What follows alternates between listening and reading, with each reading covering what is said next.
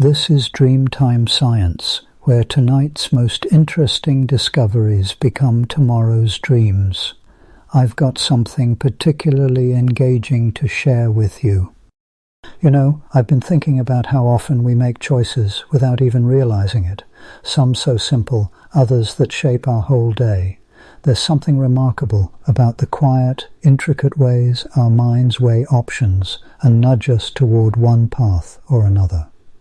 Tonight, I want to share a little peek into the science behind those moments, because understanding how we really decide can feel like unlocking a gentle secret about ourselves. A soft tap of the like button or a whispered subscription tells me these calming discoveries resonate with you. What aspect of science brings you the most wonder? Take this moment to settle in. Wrap yourself in comfort, release the day's weight from your shoulders, and let your breath become as gentle as starlight. Beneath the hush of the sleeping world, when the city's amber lights dim and the hum of daytime fades, a quieter theatre opens, a stage upon which each of us, alone in the dark, becomes both audience and protagonist in the enigmatic drama of choice. There is no curtain, no applause, only the soft flicker of memory and anticipation, the gentle murmurs of what was and what could be, as we ponder the countless decisions that have shaped the winding contours of our lives. In this liminal hour, when the mind drifts and the boundaries between reality and imagination blur, the enigma of choice beckons with a peculiar intensity. What is it truly to choose? Is it a sovereign act, the mind's triumphant assertion of its will? Or are we, as so many stories have wondered, mere actors reading lines from a script we never saw written, following a choreography set in motion long before our first breath? It is no accident that storytellers, philosophers and scientists alike have all been drawn to this mystery, circling it like moths to a lantern.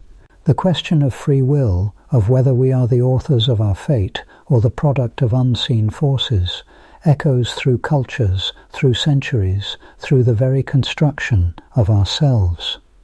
To wander into the realm of choice is to traverse a labyrinth lined with mirrors. Each reflection shows us a different possibility, a different self, a different world. In the soft glow of night, with the day's obligations momentarily suspended, perhaps you have felt the weight of a decision long past, or the ache of one yet to come. Perhaps you have wondered, as so many have, whether you could have chosen differently, or whether, in some shadow universe, a second self walks a parallel path, shaped by that divergent moment. Our fascination with the mechanics of decision-making is as old as storytelling itself. Ancient myth and modern fable alike are saturated with tales of crossroads and choices, of bargains struck and destinies altered. The Greeks spoke of Moirai, the fates, who measured and cut the threads of mortal lives. In the holy texts of many faiths, choice is both a gift and a burden, a source of both sin and salvation. It is in these stories that we first sense the paradox that clings to the act of choosing, the simultaneous experience of agency and uncertainty, of freedom and doubt. To choose is to open a door, but also to close others forever. In the modern age, this ancient enigma has taken on new and dazzling forms. Nowhere is this more apparent than in the speculative worlds of science fiction, where the boundaries of reality and possibility are stretched until they shimmer. Within these narratives, the question of choice is not merely philosophical, it is existential, technological, sometimes even cosmic. Recall, if you will, the arresting moment in the film The Matrix, when Neo, the unremarkable office worker turned would-be savior, is offered a choice by Morpheus, the enigmatic guide, the red pill or the blue. It is a scene that has reverberated far beyond the confines of cinema, embedding itself in the collective imagination. The red pill promises truth, however painful. The blue pill, comfortable ignorance. What is so compelling here is not merely the choice itself, but the suggestion that the very fabric of reality is contingent upon it. Neo's decision is not just his own, it is a cipher for our yearning to believe that our choices matter, that they can reforge reality itself. Yet, even as we are drawn to the romance of radical choice, we are haunted by its shadow, the possibility that our choices are, in some sense, illusory. In the world of the Matrix, the choices of the characters are shaped by invisible systems of control, by code, by architecture, by hidden intention. The film invites us to wonder, are we too, walking through a simulation of freedom, our paths mapped out by forces we cannot see, or is there, buried within us, an irreducible core of autonomy? This tension between agency and control finds a chilling resonance in the anthology series Black Mirror, where the ordinary act of choosing is rendered uncanny by technology. In one episode, a young programmer creates a video game that allows players to make decisions for the protagonist, branching the narrative into multiple outcomes.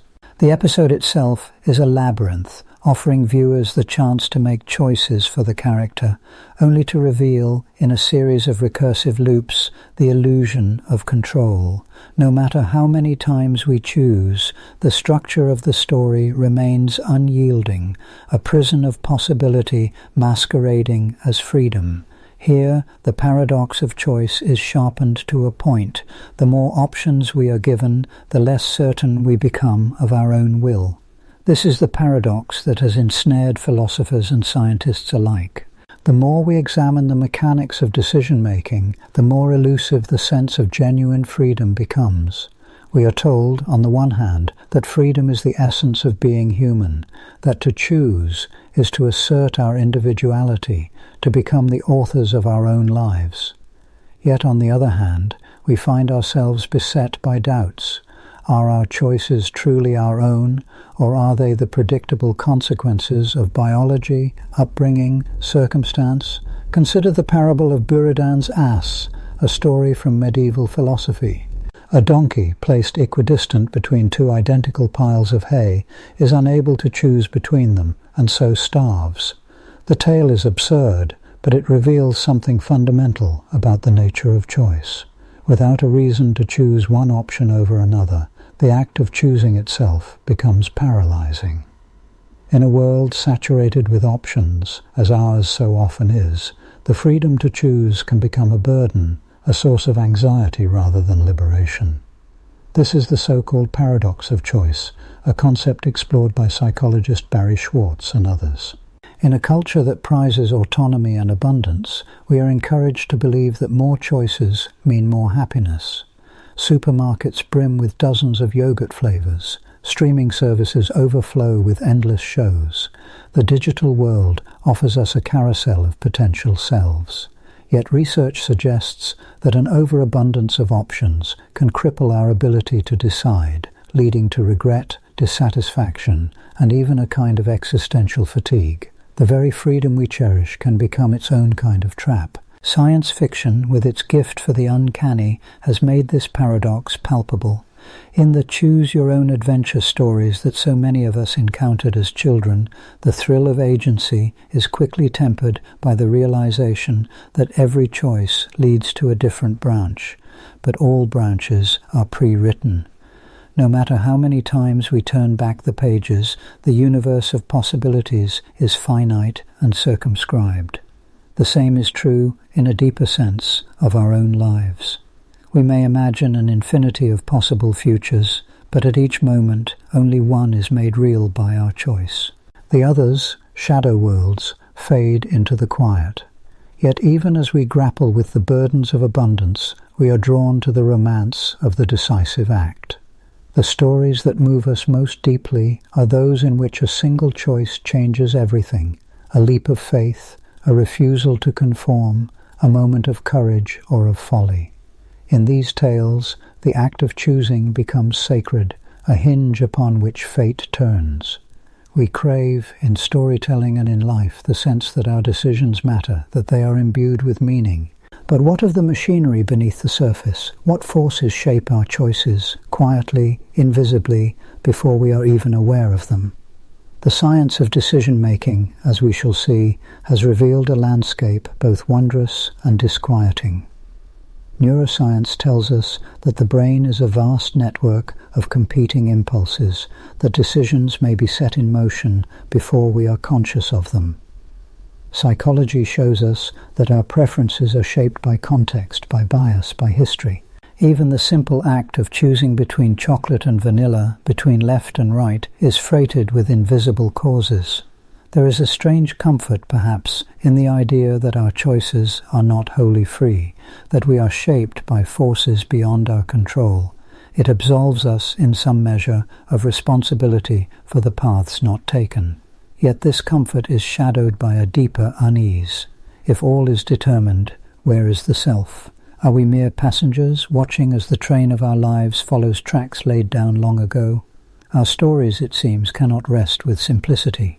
We oscillate between the thrill of agency and the fear of determinism, between the hope that we are more than marionettes and the suspicion that the strings are hidden but unbreakable. In literature, in film, in the quiet theatre of our own minds, we return again and again to the crossroads, to the moment of decision, searching for evidence of freedom. This search is not merely theoretical, it is woven into the fabric of daily life. Each morning we are confronted by a multitude of choices, most of them trivial, some profound.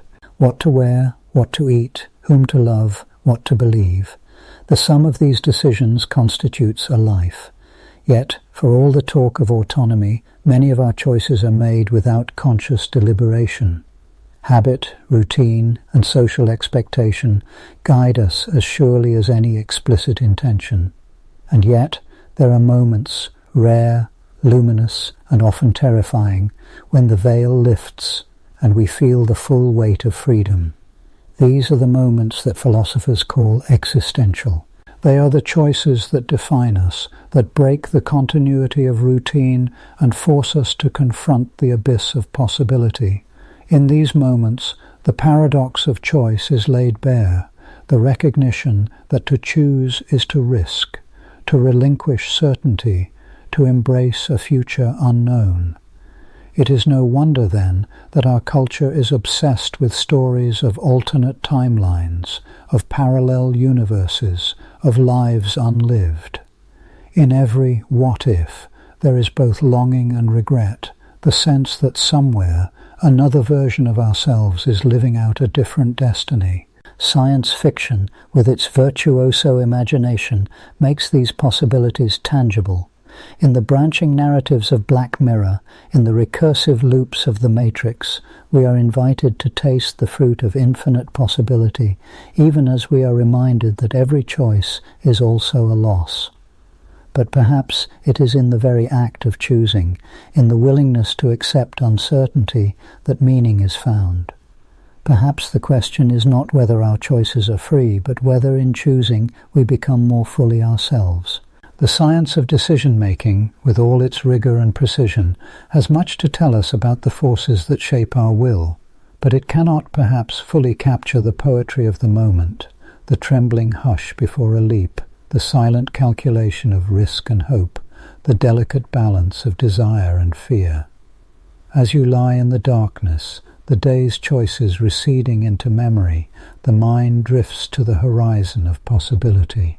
The enigma of choice remains, unresolved, shimmering at the edge of consciousness.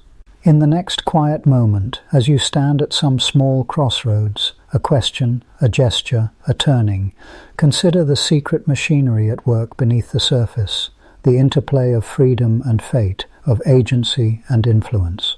For beneath the surface of every ordinary moment lies the extraordinary puzzle of choice, waiting to be unraveled, to be lived. And as the night deepens, the mind prepares to travel further, to probe the labyrinth of our own decision-making. The journey into the science of choice is only just beginning, and already the landscape ahead glimmers with mystery, beckoning softly through the hush of sleep. Step quietly into the labyrinth of the brain, a place at once familiar and fantastical, where each corridor brims with electric whispers, and every chamber thrums with secrets older than memory.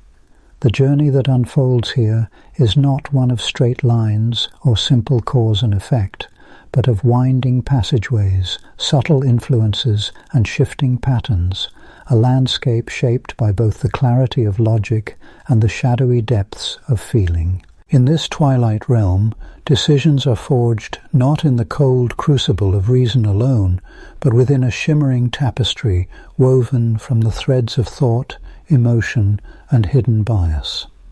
Let us begin in the heart of this labyrinth, at a crossroads where countless neural pathways converge. Here, a single choice, what to eat for breakfast, whom to trust, whether to take a leap of faith, ignites a cascade of activity across billions of cells. Each neuron, a living filament, pulses with the possibility of yes or no, of now or later. These are the architects of your choices, the silent sculptors of your will. At first glance, the neuron is a modest thing, a tiny cell, delicate and unassuming, its body stretching slender arms, dendrites, to gather messages from its neighbors. Its axon, a long cable, carries its own decision onward, a spark leaping from one cell to the next. There are nearly 100 billion of these in the adult human brain, each forming up to 10,000 connections, synapses with others. The result is a forest so dense, so intricately interlaced, that every thought, every fleeting hunch, is a flicker in a network more vast than the Milky Way. Within this network, the act of deciding is never the result of a single neuron's solitary verdict. Instead, decision-making is an emergent phenomenon arising from the concerted activity of entire assemblies, ensembles of neurons that fire together, shaping waves of possibility that ripple through the cortex. The prefrontal cortex, perched behind your forehead, is often thought of as the seat of rational deliberation. Here, abstract thought, planning, and self-control are orchestrated with exquisite finesse. It weighs options, simulates outcomes, reframes problems in the language of logic. Yet even this high court of reason is not alone in its labors. Deep below, in the ancient folds of the limbic system, a different sort of wisdom reigns. The amygdala, almond-shaped and vigilant, scans the world for emotional salience. It is quick to judge, swift to sound the alarm, its signals coloring every decision with the hues of fear or desire, anticipation or dread. Nearby, the nucleus accumbens and the ventral tegmental area form the core of the brain's reward circuitry, lighting up with the promise of pleasure, urging you toward choices that might yield satisfaction or delight. The hippocampus, curled like a seahorse, quietly offers memories for consideration, letting past experience whisper into the ear of the present. It is tempting to imagine these regions as separate actors, each vying for control. But the reality is far more nuanced. These structures are bound together by rivers of neurotransmitters, chemical messengers that modulate the flow of information. Dopamine, for instance, surges when you anticipate a reward, nudging decisions subtly toward what has brought joy or relief before.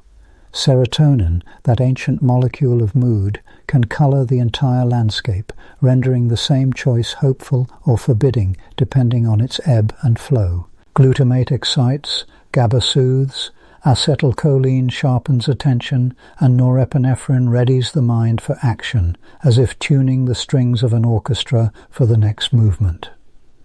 In this symphony, the myth of pure logic quickly dissolves. For every careful weighing of pros and cons, there is a parallel stream of emotional input, a flood of feelings that shape what the mind will even consider. Antonio Damasio, a pioneer in neuroscience, once observed patients whose emotional circuits had been damaged by injury. They could enumerate the logical consequences of every option, but without the nudge of feeling, without the subtle guidance of what felt right or wrong, they were paralyzed by indecision, forever circling the possibilities but unable to choose.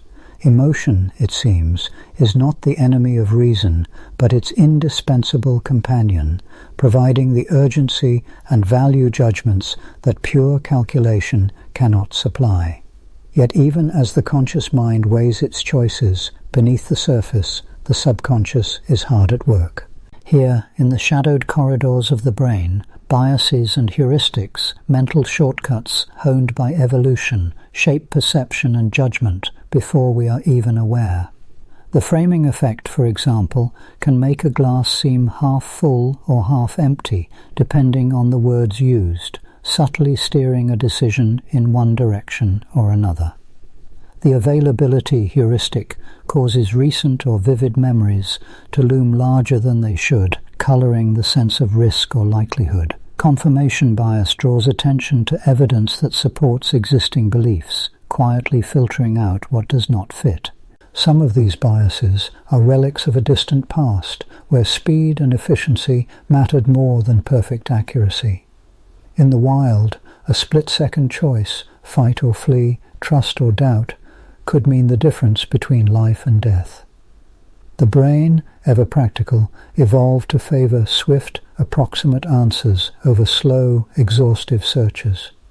Even now, as you ponder whether to invest in a new venture or to trust a stranger, these ancient heuristics nudge your thoughts, their influence subtle but profound.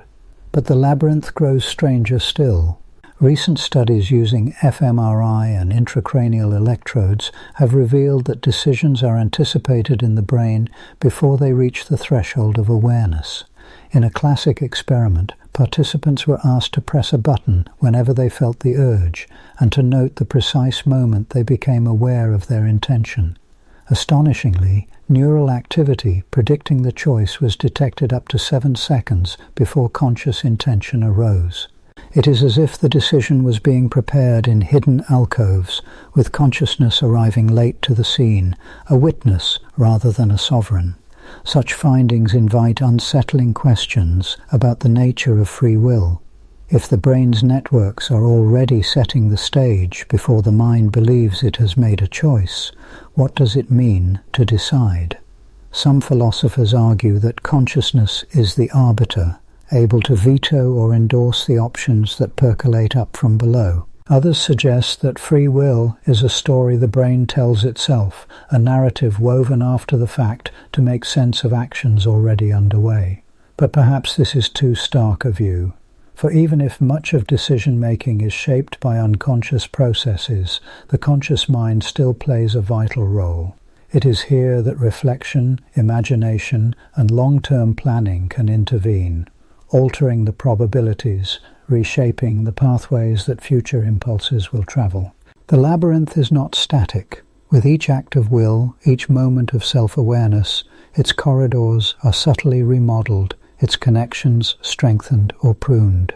The story of your choices is not written in stone, but etched in the ever-shifting patterns of synaptic change. Consider for a moment the experience of doubt, a signal that the mind is torn between alternatives, that the neural assemblies supporting each option are finely balanced. In such moments, the brain seems to enter a state of heightened activity, as if searching for more evidence, more input, more clarity. The anterior cingulate cortex, a slender ribbon arching above the limbic system, is especially active in times of conflict. It detects errors, monitors uncertainty, and flags situations where the usual rules may not apply. Its signals can prompt a pause for reconsideration or trigger a flood of anxiety, pushing the mind to resolve the impasse.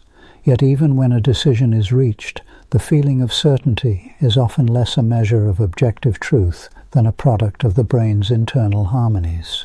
When the neural evidence supporting a choice is strong and consistent, confidence blooms. When it is weak or conflicting, doubt lingers. The sensation of rightness or wrongness is itself a kind of feedback, guiding future learning, shaping the contours of what the mind will find plausible or absurd. At times, the labyrinth can lead to strange and troubling places. In obsessive-compulsive disorder, for example, the circuits of decision-making become tangled, looping endlessly over doubts and fears. Each choice is shadowed by the spectre of dread, each action haunted by the possibility of error. The normal flow of neurotransmitters is disrupted, and the delicate balance between emotion, habit, and reason is lost. Yet even here, the brain's plasticity offers hope. Through therapy, medication, or simple repetition, new patterns can be learned, new pathways forged. And so, within this vast and restless network, your every decision is the product of 1,000 influences, some clear, others obscure. The logical mind deliberates, the emotional brain colors each option, and the subconscious sifts through memories and biases, all converging on a single act. Sometimes the process is swift and instinctive, a leap across the chasm of uncertainty. At other times, it is slow and ponderous, a careful construction built brick by brick. But always, beneath the surface, the labyrinth is at work, weaving new connections, recalling old lessons, and preparing for the next turning. What then of the limits of human rationality? If our decisions are shaped by forces we only dimly perceive, how can we hope to be wise? The answer lies not in the fantasy of perfect logic, but in the humility of self-awareness. By recognizing the play of emotion and bias, by learning to pause and reflect, we can broaden the field of vision, bringing more of the labyrinth into the light. Tools such as mindfulness, deliberate practice, and feedback from others can reveal hidden patterns, inviting the conscious mind to take a more active role in shaping outcomes. Yet even with the best of intentions, the brain remains a mystery to itself. Its corridors twist and fold, hiding knowledge in plain sight, springing surprises both delightful and tragic. The very act of introspection can alter the course of thought, the observer reshaping what it observes. And always, new discoveries beckon from further within, unfamiliar regions, uncharted circuits, new molecules, and rhythms yet to be named. As you drift through this intricate maze, you might sense the pulse of your own decisions, minor and major, arising, not from a single place, but from this ceaseless dance of cells and chemicals, feelings and facts. Each choice is a kind of crossroads, a brief moment when the labyrinth opens and closes, its passageways illuminated for an instant before the next question arises. The path ahead is never wholly certain, nor ever the same as before. In the distance, the murmur of the brain's inner world continues, a dialogue between reason and emotion, memory and hope. What new patterns might emerge if we look more closely? What secrets still lie hidden, waiting to be found in the endless corridors of mind? The labyrinth stretches onward, its mysteries deepening with each step, calling you to explore further, to follow the next winding path into the unknown. In the cool hush of laboratories and the quiet corners of thoughtful minds, the quest to unravel the nature of human choice has taken on many forms.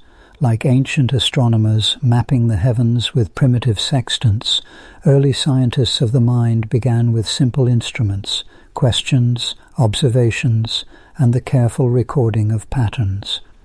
The very act of studying decision-making, of seeking to understand the machinery of choice, has required its own evolution of tools and an ever-deepening ingenuity. Tonight, as your mind settles into the gentle rhythm of inquiry, we turn our gaze to these instruments of discovery, both humble and grand, that have shaped our understanding of how decisions are born. The roots of this journey reach back to the birth of cognitive psychology itself, a discipline forged from the realization that the mind was not a black box of unknowable processes, but a landscape to be charted and explored. In the mid-20th century, as the world reeled from wars and entered the dawn of computation, a new spirit of scientific curiosity took hold. Psychologists began to devise experiments not just to catalogue behaviors, but to peer behind the curtain and glimpse the mental processes that gave rise to them. In the early days, the simplest of tasks became profound sources of insight. A subject might be asked to choose between two objects, to recall a sequence of numbers, or to solve a riddle. Researchers watched with careful patience, noting the time taken, the errors made, the hesitations and the flashes of certainty. These early tools, stopwatches, questionnaires, the measured tone of a question, were the first chisels in the stone of our ignorance. But it was in the latter half of the 20th century that the study of decision-making took a revolutionary turn. Two names, Daniel Kahneman and Amos Tversky, emerged as guiding stars in this new era. Their partnership, forged in the energy of post-war Israel and later sharpened in the halls of North American universities, would fundamentally reshape our understanding of human judgment. Kahneman and Tversky were fascinated by the ways in which human decisions stray from the cold logic of mathematics. They saw with an acute clarity that people are not perfect calculators. Instead, we are creatures of habit and hunch, of stories and shortcuts. Their experiments were designed not to shame human error, but to explore the landscape of our imperfections. One of their earliest and most celebrated tools was the heuristics and biases paradigm, a series of carefully constructed experiments that illuminated the mental shortcuts, heuristics, that people use when faced with uncertainty. In one such experiment, participants were asked to judge which is more common, words that begin with the letter K, or words with K as the third letter. Most chose the former, quickly recalling a list of words like kite, kettle, kangaroo, while struggling to summon words like bake, like, poker. And the truth, however, is that words with K as the third letter are more plentiful. This simple task revealed the power of the availability heuristic, our tendency to judge the frequency of events by how easily examples come to mind. With each experiment, Kahneman and Tversky exposed the hidden architecture of the mind, how we estimate probabilities, how we evaluate risks, how our memories shape our predictions. They introduced the idea of framing effects, demonstrating that the way a problem is presented can dramatically alter our choices. In a now classic study, they asked participants to imagine a disease outbreak threatening a population. When the options for intervention were framed in terms of lives saved, people preferred the certainty of guaranteed lives spared. But when the same options were framed in terms of deaths, they became risk-seeking, gambling for a chance to avert disaster. The facts had not changed, only their presentation, yet the choices shifted as if buffeted by unseen winds. Their work, intricate and elegant, relied on the careful construction of scenarios and the meticulous analysis of responses. It was, in its way, the science of storytelling, crafting vignettes and choices that lured participants into revealing the contours of their thought. Each experiment was a window, not just into the mind's machinery, but into its poetry, its fears, its hopes, its unspoken rules. As the field matured, new tools emerged to probe the mind in ever greater detail. Computers became indispensable allies, capable of presenting complex tasks and recording every flicker of mouse movement, every hesitation, every half-formed choice. Researchers began to track eye movements, measuring which options drew the gaze, which details lingered in attention, which were discarded unexamined. The laboratory became a theatre of the mind, every twitch and pause a subtle clue to the forces at play. But still, these methods could only infer the workings of the brain from the outside.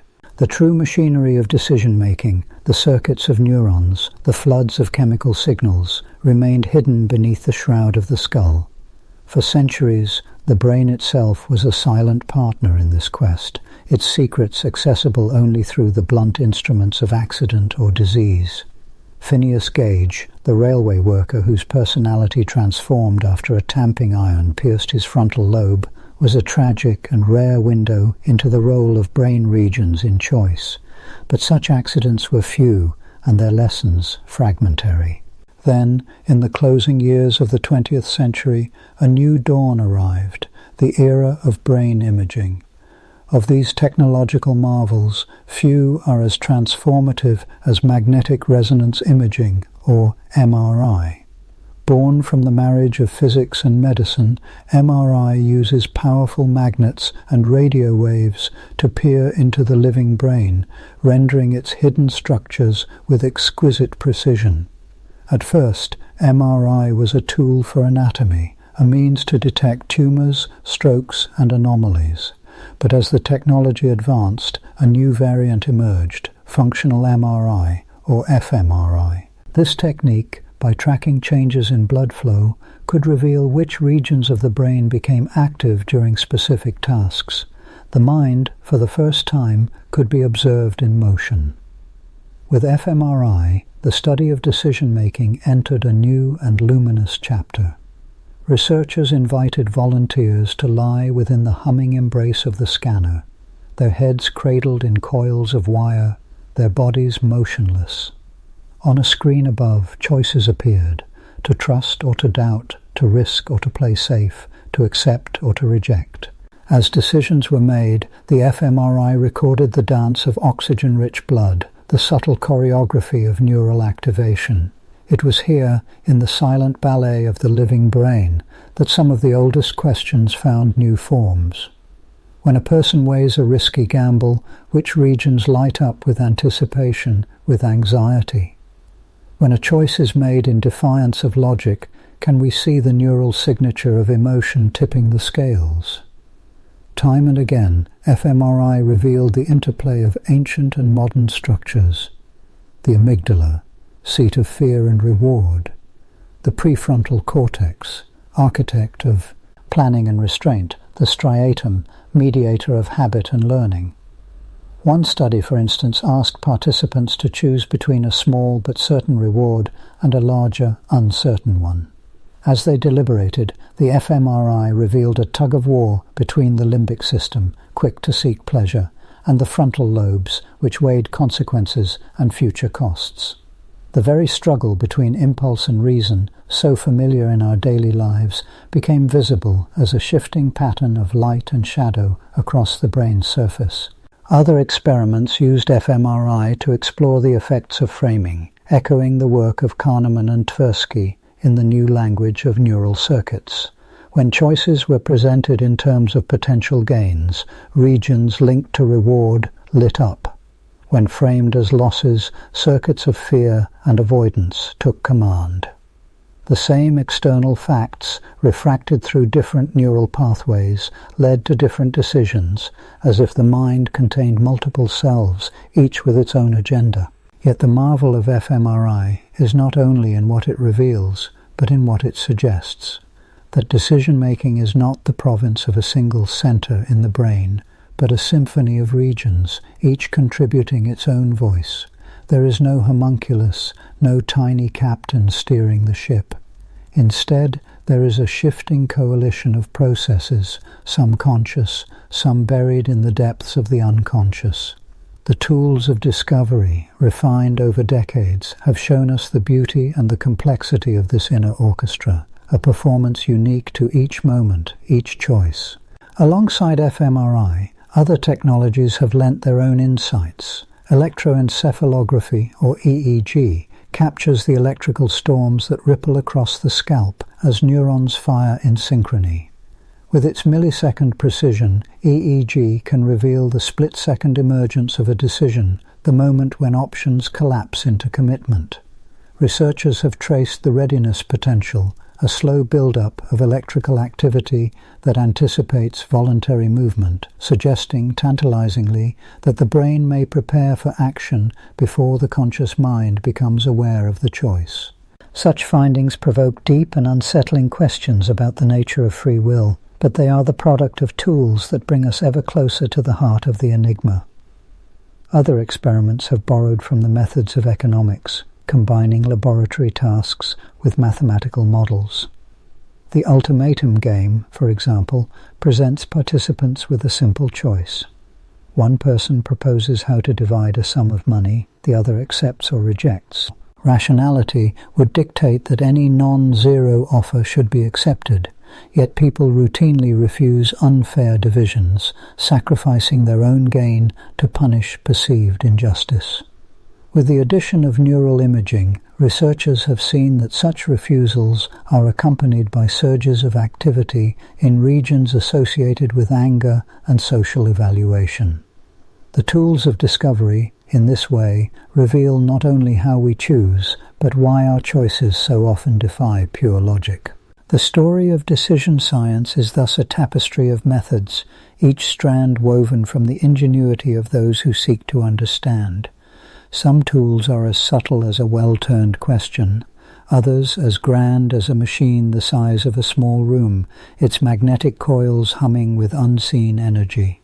All share a common purpose, to render visible the invisible, to make sense of the chaos that lies behind each moment of choice. Yet for all the power of these instruments, the mind retains its mystery. The images produced by fMRI are but shadows, proxies for the true electrical symphony unfolding within.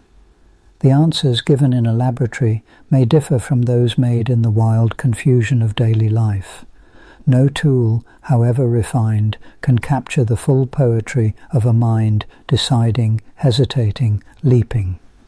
The science of decision-making is a dance between the clarity of measurement and the irreducible complexity of human experience. And so, as the night deepens, we find ourselves surrounded by the gentle hum of machines and the quiet rustle of data sheets, the soft glow of monitors and the steady rhythm of heartbeats.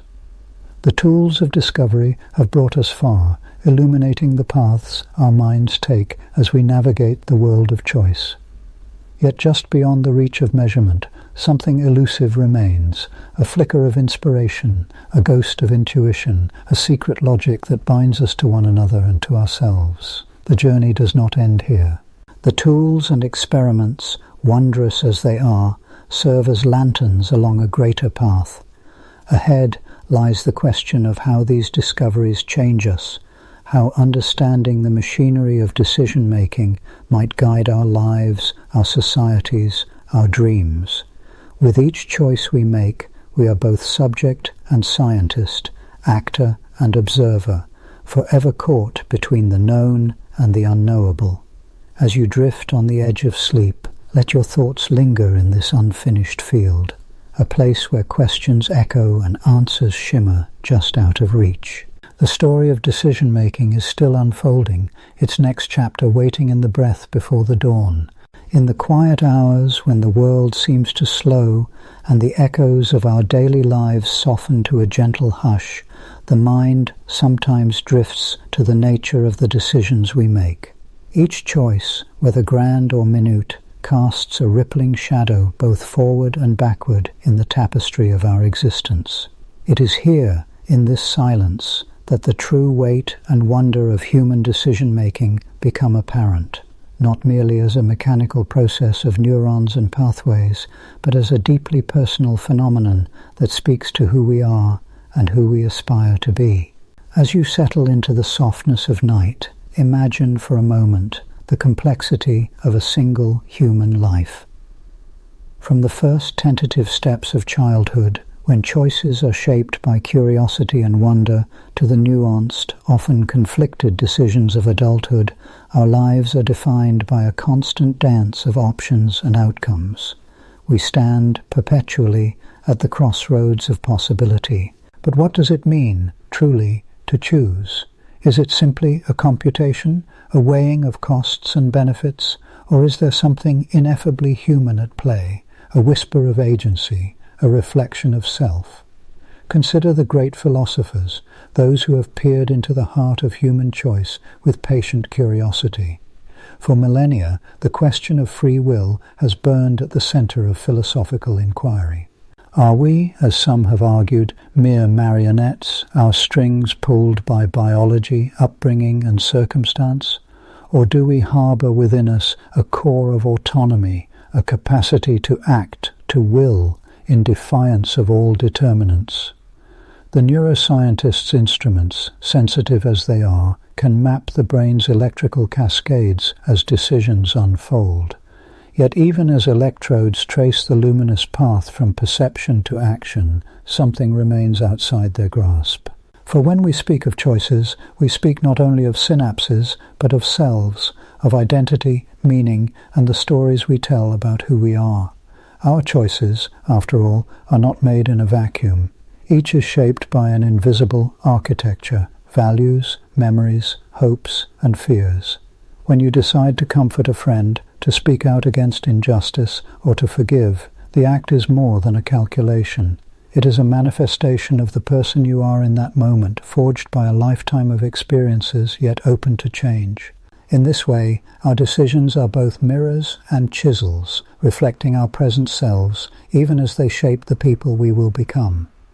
Pause here and let your mind drift to ancient stories. Humanity has always woven tales of choices, the myth of Hercules at the crossroads, pondering a life of ease or a life of virtue, the parables of wisdom and folly, the great dramas of literature in which a single decision alters the fate of nations. These stories endure not because they offer simple answers, but because they echo our deepest questions. What does it mean to choose well? How should we measure the worth of our decisions? And perhaps most hauntingly, do we truly have the freedom to choose at all? Modern science invites us to revisit these questions with new tools. Experiments in psychology and neuroscience reveal the astonishing complexity beneath even the simplest decisions. We know now that much of what we do arises from processes outside of conscious awareness. Habits etched into the brain's circuitry, biases inherited from evolutionary history, influences absorbed from the culture around us. The philosopher Daniel Dennett compares the mind to a committee, a chorus of competing voices, each arguing its case within the theatre of the brain. The self in this view is not a single captain at the helm, but a dynamic process, a narrative woven from countless threads. Yet, as the night grows deeper, another perspective emerges. For all the mechanistic explanations, there remains an undeniable sense that our choices matter, that they are in some essential way ours. When you stand at a moral crossroads, wrestling with uncertainty, the weight of responsibility presses upon you. You sense the possibility of regret or pride, the awareness that your actions will echo in the lives of others. This sensation of ownership, of accountability, is not easily explained away by neuronal firing patterns.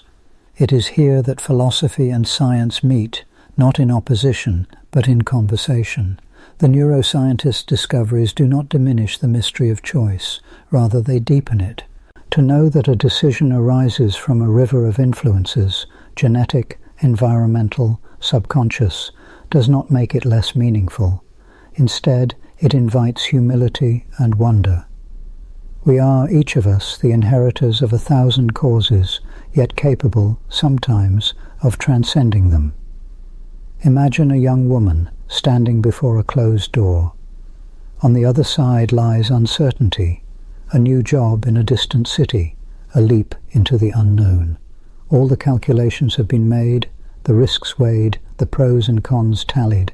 Yet in the final moment, the decision is more than arithmetic.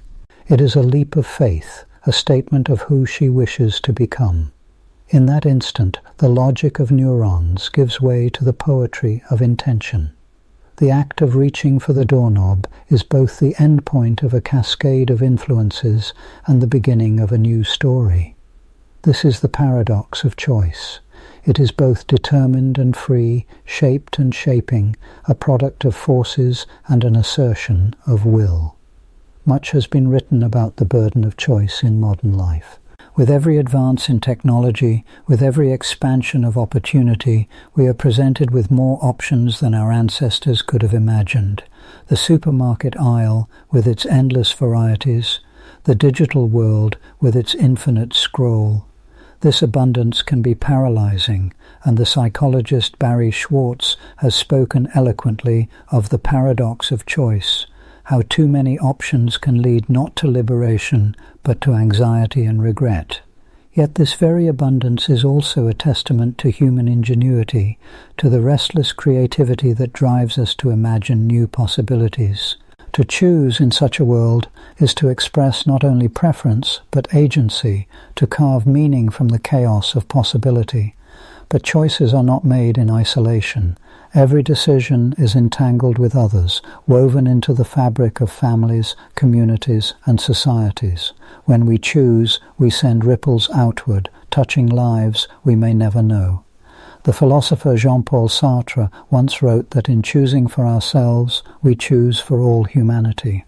Our actions, he argued, are a declaration of what we believe it means to be human.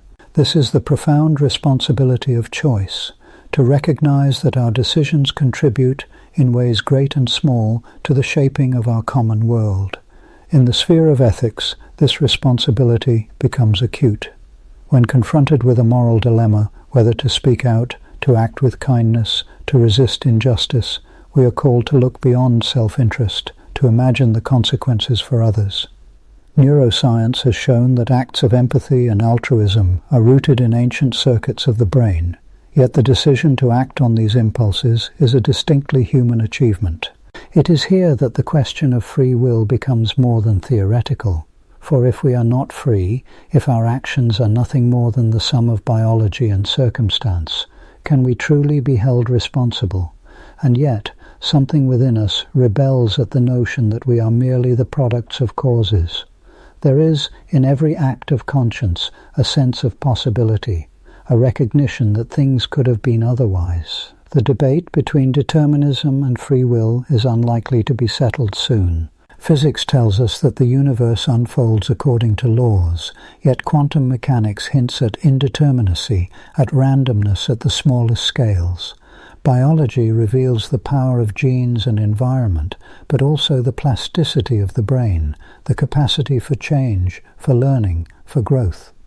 The philosopher's task is not to resolve these contradictions, but to dwell within them, to embrace the mystery at the heart of choice. For perhaps what matters most is not whether we are ultimately free, but how we experience our own agency. The sensation of making a decision, the deliberation, the doubt, the commitment, is a central feature of human life. It is through our choices that we express our values, shape our character, and weave the stories of our lives. Identity itself is, in many ways, a story of choices. The things we have done, the paths we have taken, the promises we have kept or broken. To be human is to be a creature of narrative, and every narrative is built from the bricks of decision. Let your thoughts wander now to the future. The decisions we make today will echo across time, shaping not only our own destinies, but those of generations yet unborn. The technologies we develop, the resources we consume, the values we uphold, each is a choice with far-reaching consequences. To reflect on decision-making is, therefore, to confront the question of stewardship. What kind of world do we wish to leave behind? In this light, the act of choosing becomes an act of hope, a belief that our actions matter, that the future is, in some measure, open to our influence. In the quiet darkness, there is comfort in recognizing that you are not alone in your choices. Each person is engaged in the same silent struggle, navigating the labyrinth of possibility, seeking meaning and connection. The philosopher Martin Buber spoke of the I-thou relationship, the profound encounter between selves, in which each recognizes the other as a center of agency, a being capable of choice. In such moments, decision-making becomes not only a private affair, but a bridge between worlds, a celebration of our shared humanity. And yet, for all our advances in understanding, a mystery endures. How is it that a collection of molecules, a swirl of electrical impulses, can give rise to the sense of self, the feeling that I am the one who chooses? Science can describe the mechanisms, map the circuits, even predict the outcomes with increasing accuracy. But the lived experience of choice, the moment when you stand on the threshold, heart racing, poised to act, remains irreducible. It is here, in the space between knowledge and wonder, that the human spirit resides. Perhaps in the end, the significance of decision-making lies not in final answers, but in the questions it inspires. What is it to be free, to be responsible, to be, in the deepest sense, oneself? Each day we are offered the chance to explore these questions anew, to participate in the unfolding story of humanity.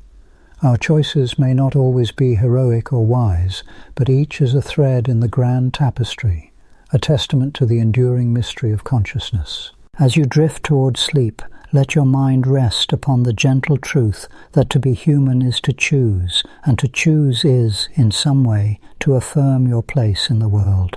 The night may be silent, the future uncertain, but within you burns the quiet light of agency, the unquenchable spark that makes each moment, each decision, uniquely your own. And as the stars wheel overhead, indifferent and eternal, remember that the story of choice is not yet finished. There are questions still to ask, paths yet to walk, mysteries that beckon from the horizon of dawn. As our journey through the delicate dance of decision-making drifts to a close, may your thoughts float like a comet tail fading into the hush of space, gently unfolding the mysteries within your own mind. Rest easy beneath the starlit possibilities, and when you awaken, return with me for more Dreamtime tales that shimmer just beyond the horizon.